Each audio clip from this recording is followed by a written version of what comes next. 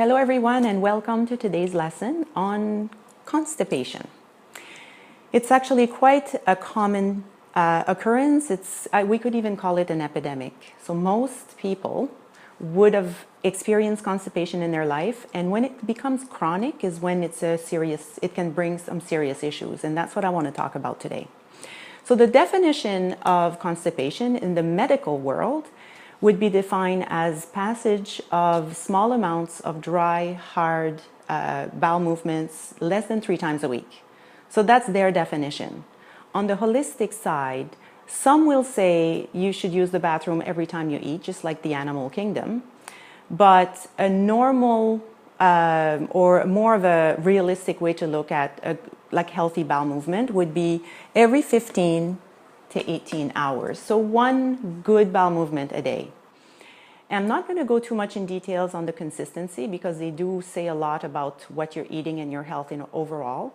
So if you have, for instance, small little stools that sink to the bottom, that tells me that you're low in fiber, you're most likely dehydrated, and also that you have a high protein diet.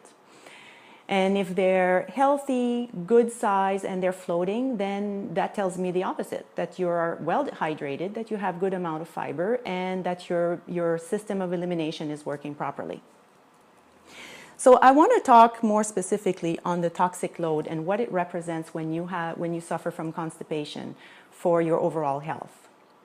So if you look at when we assess where the toxins are coming from, they come from the foods you eat, beverages, the pollution in the air, the water that you're drinking, the prescription drugs you're taking, bacteria and parasites you might be in contact with, the emotional stress and how you deal with it, the heavy metals, and also the radiation. So your cell phone use, if you use the microwave regularly, and also if you've had recent scans, all of those will add to your toxic load. And toxins enter the body, and they get filtered by your kidneys and your liver primarily. And then they get dumped into your urine, through the urine or through the bowels.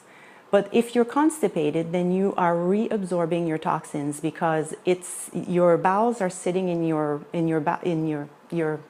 stools are sitting in your bowels longer than they should.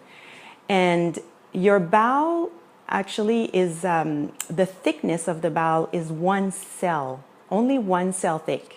It's very thin, but when it's stretched for hours and days with compaction, so more food is coming in and it's compacting and it's being stretched, then you have micro little tears. So leaky gut syndrome it happens in the bowel and also the small intestine. So you have these toxins are leaking back into your system and you're reabsorbing them.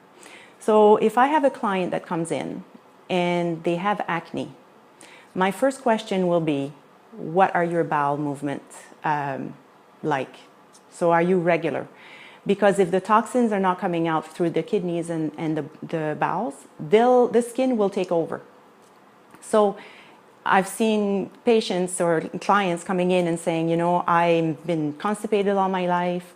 Now I have acne and I'm going on Accutane. So then they're stopping the toxins from coming out in that way. And then the third phase will be, I have brain fog, I'm not feeling well, I have no energy, no pick up and go.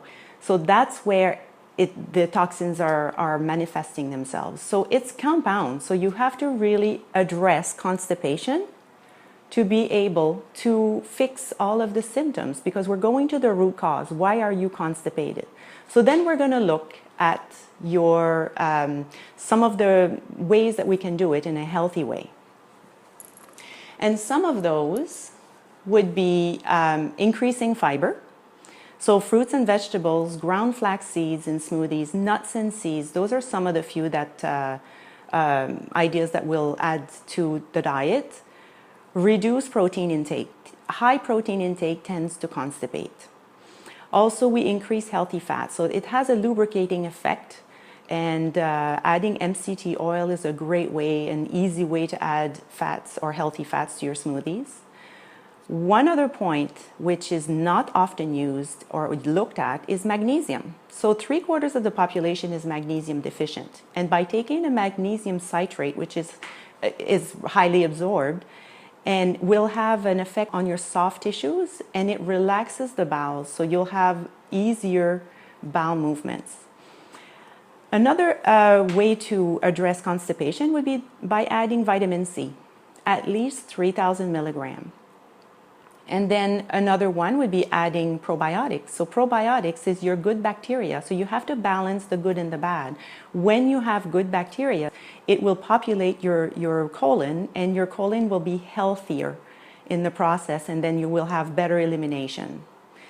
And of course, exercising daily. Exercising creates peristalsis in the bowel, and is really, really something necessary. And it doesn't have to be a full-on hour workout either.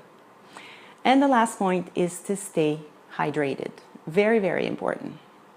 So this is a quick little lesson on how to relieve constipation and how to eliminate a high toxic load. So I hope that this was informative, and I will see you in my next video.